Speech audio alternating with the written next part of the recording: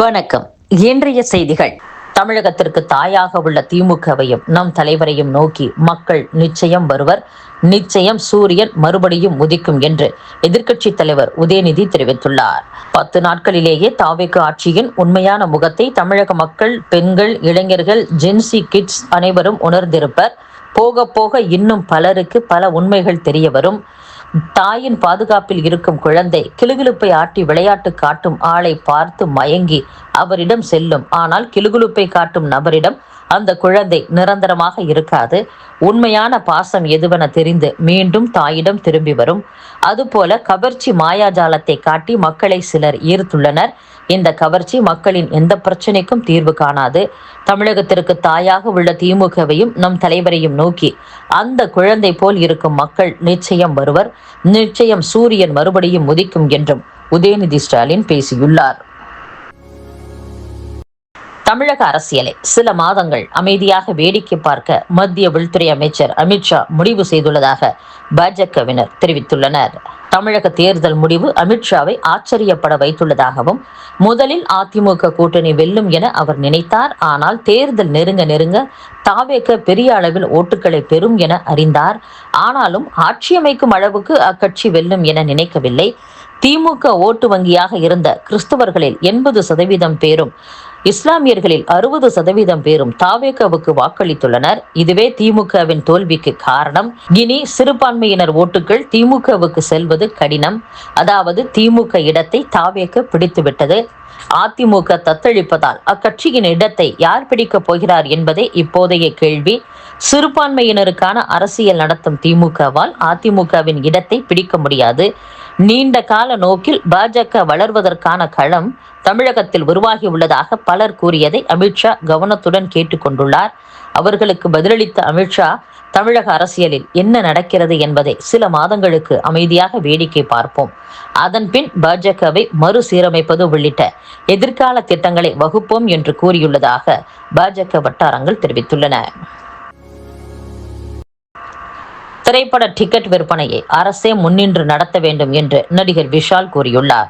Theatre, online டிக்கெட்டுகளை அரசே நேரடியாக இணையதளம் தொடங்கி அதன் வாயிலாக விற்பனை செய்ய வேண்டும். இதனால் தனியார் செயலிகள் சார்பில் டிக்கெட்டுக்கு குறைந்தபட்சம் 30 ரூபாய் கூடுதலாக வசூலிக்கப்படும் கட்டணம் தவிர்க்கப்படும். திரையரங்கு உரிமையாளர்களுக்கும் தயாரிப்பாளர்களுக்கும் மற்றும் அரசுக்கும் இடையே வெளிப்படையான கணக்கு வழக்குகளையும் இது உறுதி செய்யும் என்றும் கூறியுள்ளார். மதுக்கடைகளின் நிர்வாக செலவுகளை பணியாளர்கள் மீது சுமத்துவதால் பாட்டிலுக்கு கூடுதலாக 10 ரூபாய் வசூலிக்கப்படுவதாக முதலமைச்சர் விஜய்க்கு பணியாளர்கள் சங்கத்தினர் கடிதம் எழுதியுள்ளனர். தமிழக அரசின் டாஸ்மாக் நிறுவனம் சில்லறை கடைகள் வாயிலாக மதுபான வகைகளை விற்கிறது. அவற்றில் பணிபுரியும் பணியாளர்கள் மது பாட்டிலுக்கு அரசு நிர்ணயம் செய்திருக்கும் விலையை விட கூடுதலாக 10 ரூபாய், 20 ரூபாய் என வசூலிக்கின்றனர். இதனால் மது பிரியர்கள் பாதிக்கப்படுவதை அடுத்து புதிதாக பொறுப்பேற்றுள்ள முதலமைச்சர் விஜய் தலைமையிலான அரசு கூடுதலாக பணம் வசூலிக்கும் பணியாளர்கள் மீது கடும் நடவடிக்கை எடுக்குமாறு அதிகாரிகளுக்கு உத்தரவிட்டுள்ளது. இந்நிலையில் கூடுதலாக பணம் வசூலிப்பதற்கான காரணம் குறித்து முதல்வர் விஜய், உள்துறை செயலர் ஆகியோருக்கு ஏஐடியுசி டாஸ்மாக் பணியாளர்கள் சங்க தலைவர் பெரியசாமி, பொதுச் செயலாளர் தனசேகரன் அனுப்பியுள்ள கடிதத்தில் இதில் 2 பிரச்சனைகள் உள்ளன. ஒன்று, காலி மது பாட்டில்களை திரும்ப பெறும் திட்டத்தில் ஒரு பாட்டிலுக்கு 10 ரூபாய் கூடுதலாக வசூலித்து பின் அந்த பாட்டில் திரும்ப தரும்போது 10 ரூபாயை திருப்பி தரப்படுகிறது. மற்றொன்று, மதுக்கடைகளின் நிர்வாக செலவுகளை டாஸ்மாக் நிர்வாகம் முறையாக ஏற்காமல் அதை பணியாளர்கள் தான் பார்த்து கொள்ள வேண்டும் என்ற வாய்மொழி உத்தரவு காரணமாக ஏற்பட்டுள்ள குறைபாடு. இது முற்றிலும் தடுக்கப்பட்டு நிர்ணயிக்கப்பட்ட விலைக்கு மதுபானங்கள் விற்கப்பட வேண்டும். கேரள அரசு நடத்தும் மதுக்கடைகளில் கடைபிடிக்கப்படும் நிர்வாக விதிமுறைகளை தமிழக அரசு பின்பற்றி டாஸ்மாக் கடைகளை நடத்த வேண்டும் என்றும் கூறியுள்ளனர். வேதாரண்யத்தில் கடல் நீர் ஊருக்குள் புகுந்ததால் பொதுமக்களும் விவசாயிகளும் வேதனை அடைந்துள்ளனர்.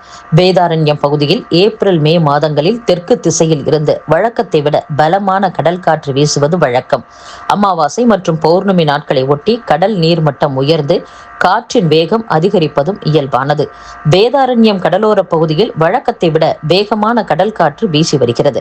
இந்நிலையில் பெருக்கெடுத்த கடல் நீர் வாய்மேடு, தென்னடார் கிராமங்கள் இடையே முள்ளியாற்றின் கழிமுக பகுதியான கண்டி எனும் உடைப்பின் வழியே புது ஆறு பகுதியில் உப்பு நீர் உள்புகுந்துள்ளது.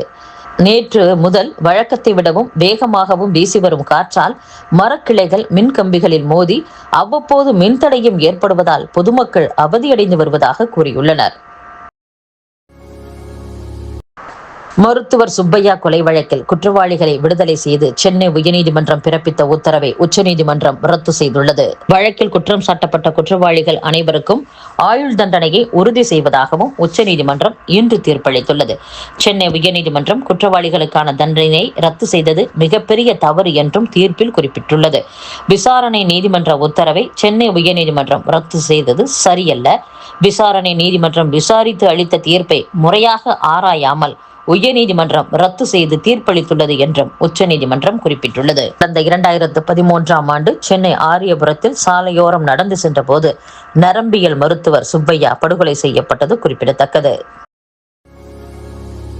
பெட்ரோல் டீசல் விலை ஒரே வாரத்தில் 2வது முறையாக மீண்டும் உயர்ந்துள்ளதால் வாகன ஓட்டிகள் கலக்கமடைந்துள்ளனர்.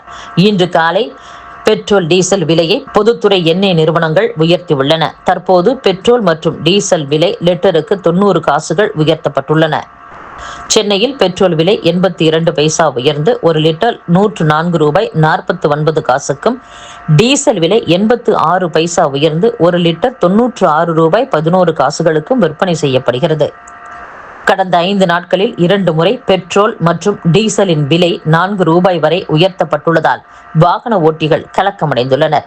மேலும் எரிபொருளின் விலை உயர்வால் அத்தியாவசிய பொருட்கள் மற்றும் பேருந்து, தனியார் வாகன சேவைகளின் விலையும் கடுமையாக உயரும் என அச்சம் எழுந்துள்ளது. இத்துடன் செய்திகள் நிறைவடைகின்றன. மீண்டும் நாளை சந்திப்போம். வணக்கம்.